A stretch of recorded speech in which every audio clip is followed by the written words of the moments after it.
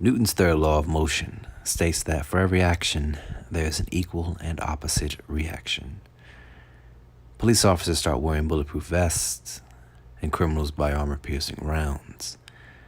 Where life occurs, we know death is soon to follow.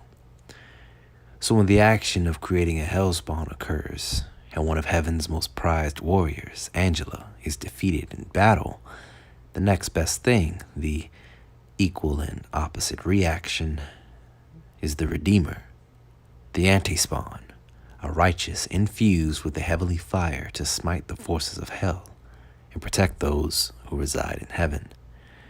Today we'll explore heaven's first outing in this experiment.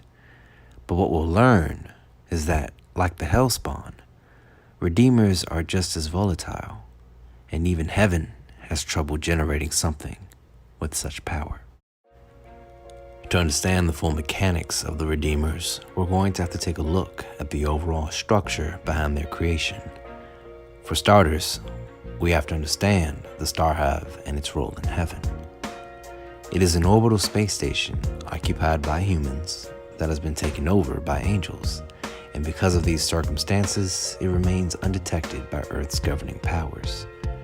Now, the humans who worked in that space station, for lack of a better term, are possessed, and the Starhive acts as a conduit between the fifth heaven and Earth in order to transport elemental fire. The Starhive also operates as a way to find people with suitable vessels to harness the elemental fire in order to battle the hellspawn. So what is elemental fire? Glad you asked. Elemental fire is an energy imbued in mortals on Earth. This energy contains all of the rage that gives power to a hellspawn. But instead of the rage being powered by darkness, that rage is powered by light. So with all that out of the way, let us get into the very first time Al Simmons came face to face with the Redeemer. The first Redeemer up to the challenge of defeating the Earth-based hellspawn was none other than Jason Wynn, an already adversary of Al Simmons. Gabriel witnessed how powerful Al could be once he defeated Angela, so she was ordered to look for a new way to battle the hellspawn. The angels decided to test their new methods on Jason Wynn, and through nuclear diffusion, joined his spirit with the elemental fire. The sheer power of this energy caused Jason a great deal of pain, a pain that almost drew him insane. That pain could only be alleviated by the destruction of the hellspawn. So Jason went after him, of course, and catching him off guard, he relentlessly attacked Al Simmons and beat this man's ass. The two men had no idea who each other were, but maybe this was always fated to happen. Maybe Al and Jason were always meant to be rivals no matter what. And Jason's surprise attack gave him the upper hand. And Spawn had no way of fleshing out the new powers that were presented to him by the Redeemer. No, these powers only made his skin crawl. The raging battle damaged his suit and made him aware that it too was alive, and felt the damage that he did, if not even more so since it was made from hellfire. In a quick effort to escape and get some footing, Al tried to teleport, and he painfully moved throughout the negative regions of space and time. It was in this moment that he realized that teleportation wasn't like the movies.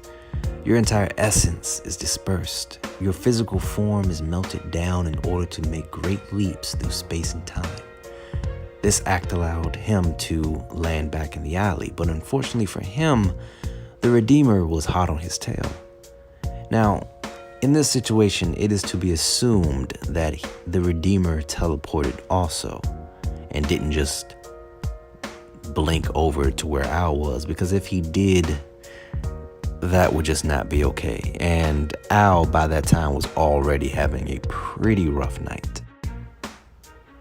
So now we'll get into the equal and opposite reaction. The action of the Redeemer going after Al Simmons and following him into the alley bred the equally opposite reaction of the bums within that alley defending Al Simmons, and of course giving Al an opening after distracting Jason. And with this opening, Al beat Jason's ass. Kind of an eye for an eye. Al defeated the Redeemer, and Jason was returned to the Angels and given more elemental fire. Unfortunately, they concluded that Jason was not pure, and so the fire couldn't live up to its potential. They sent him back and wiped his memories. Al recovered from the battle with the newfound knowledge of what he could possibly face in the future. It was also here that he had once again met Cagliostro and realized that there are other players in the game besides heaven and hell.